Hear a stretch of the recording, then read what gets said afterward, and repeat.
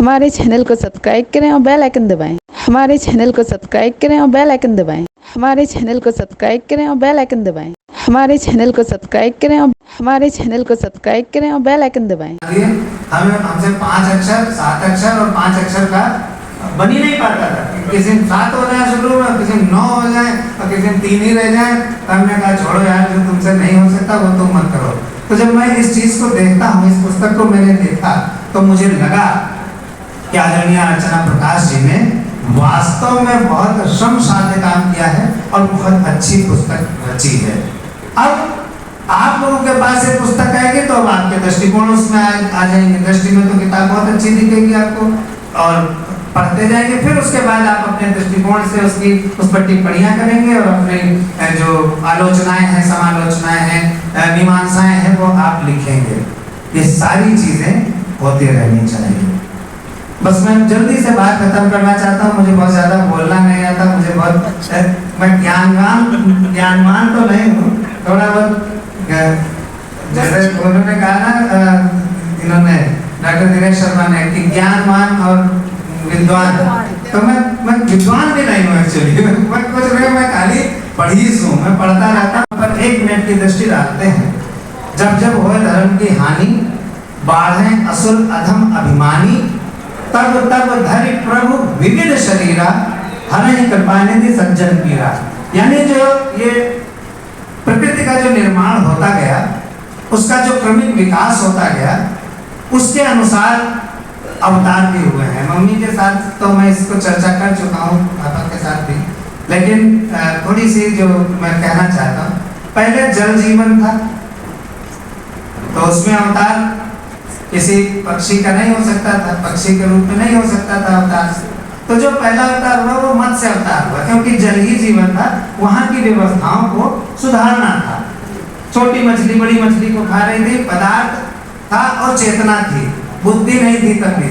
बस मछली ने खाया और खत्म किया। उसने सोचा नहीं कि ये मेरी बहन है या मेरा भाई है, और उसको भूख लगी, खा गया।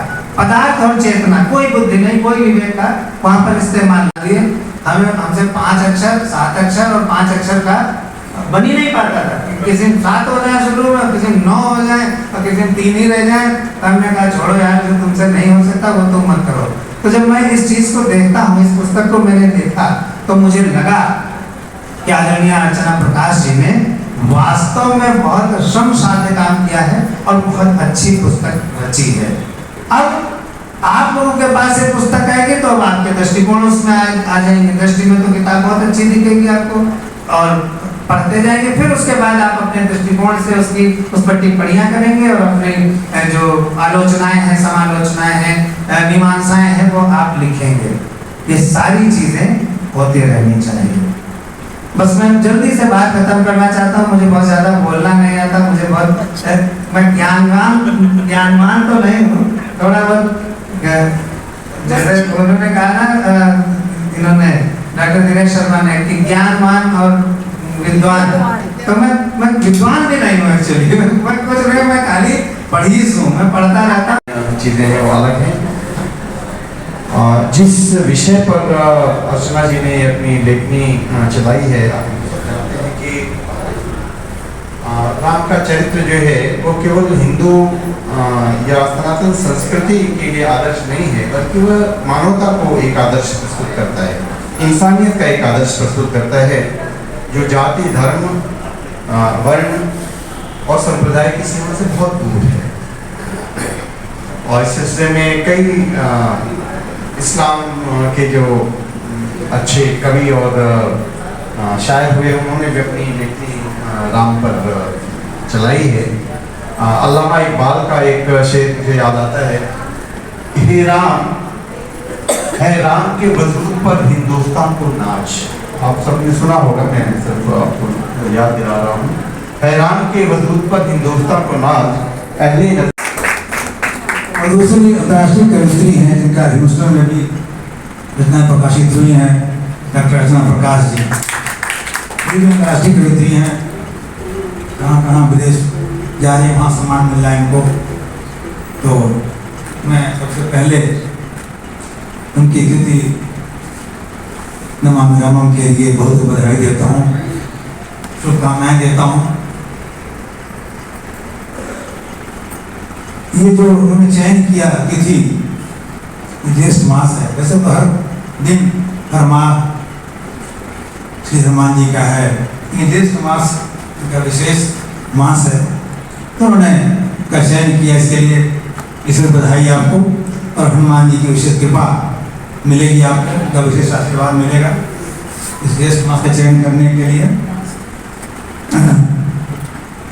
ये जो आज की स्थिति अध्यक्षीय उद्बोधन की होती है, जैसे हम जाते हैं किसी फंक्शन में तो घराती काय खा चुके रहते हैं, बारात लगती है तो फिर बाराती भी खा लेते हैं, अंत में जो देर में पहुंचता आदि भी तो जो बचा खुचा होता है वही दिखाई पड़ता है।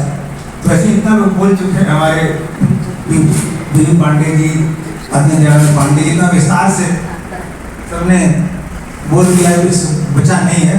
फिर मैं कुछ घसीटने की कोशिश करूँगा, मैं तो कुछ बोलूँगा इसमें। तो जो आपकी पुस्तक है इसमें हाइकू क्यों चुना आपने, तो विचार करना है। उन्होंने जो रचना लिखी है वो दिल से लिखी है, हृदय से लिखी है, मस्तिष्क से नहीं लिखी है। ये चुनौतीपूर्ण कार्य होता है जिस पर शब्द लिखा हो, बहुत व्यापकता से लिखा गया हो, उस पर लेखन करना आसान नहीं होता, उसमें खतरे भी रहते हैं। कुछ चीज़ ऐसी आप बाहर चले गए उस जो लक्ष्मण रेखा उसमें बाहर चले गए तो आलोचना के पात्र बन जाएंगे। तो बहुत आपको संयत होकर के कुछ प्रयोग करने में भी आपको बहुत सतर्कता बरतनी पड़ती है। कोई नया प्रयोग ऐसा न करें जैसे कि किसी को ठेस लग जाए, किसी को बुरा लग जाए, इसका ध्यान रखते हुए आपने लिखा है। तो आपने हाइकू इसे चुना। हाइकू में जैसा बताया वक्ताओं ने कि 3 पंक्तियों का होता है, ये जार्मनी विधा है, वहाँ से आयातित है। प्रथम पंक्ति में 5 अक्षर, फिर 7 अक्षर, फिर 5 अक्षर। इसमें जो विशेषता इसकी है, जो इसमें तुकबंदी की कोई बाध्यता नहीं होती, कर ले कोई तुकबंदी, लेकिन तुकबंदी की बाध्यता। बहुत बहुत धन्यवाद आदरणीय संचायकर महोदय। ऋषि गुरु परंपरा का मैं वाहक हूँ और गुरु ने सिखाया है कभी भी देव का नाम लिया जाए तो भजन और कीर्तन के साथ ही लेना चाहिए। तो 2 पंक्तियों के साथ। बिछड़े होगी कौन सुनेगा, बिछड़े होगी कौन सुनेगा, तुम न सुनोगे तो कौन सुनेगा, तुम न सुनोगे तो कौन सुनेगा। सियापति श्री राम चंद्र भगवान जी के चरणों में सादर प्रणाम करता हूँ। राम जब हृदय में विराजते हैं, राम तत्व जब मनुष्य के अंगों में विराजता है तो वह शरीर स्वयं ही रामायण हो जाता है। रामायण कोई कृति नहीं है, मनुष्य का राममय हो जाना ही रामायण है।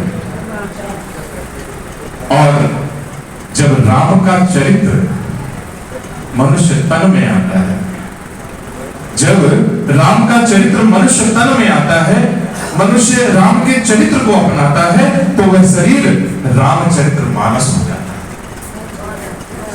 जब मानस के प्रत्येक विषय में राममय हो जाए, रामचरित्र हो जाए, तो वो रामचरित्र मानस बन जाती है।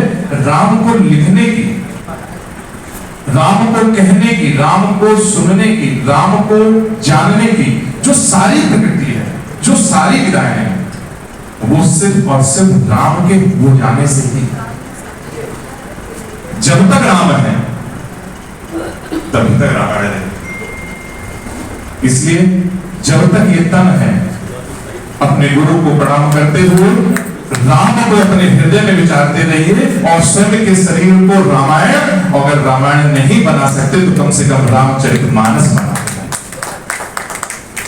इस धरा पर राम के बाद अगर कुछ बचता है, आदरणीय मंचासीन सभी वरिष्ठ जनों को प्रणाम करते हुए अपनी तुच्छ वाणी से दोस्तों कहना चाह रहा हूं कि राम के बाद यदि कुछ भी संसार में शेष है तो वो सिर्फ और सिर्फ राम है, क्योंकि राम के बाद कुछ शेष नहीं बचता, सिर्फ राम राम ही बचता है।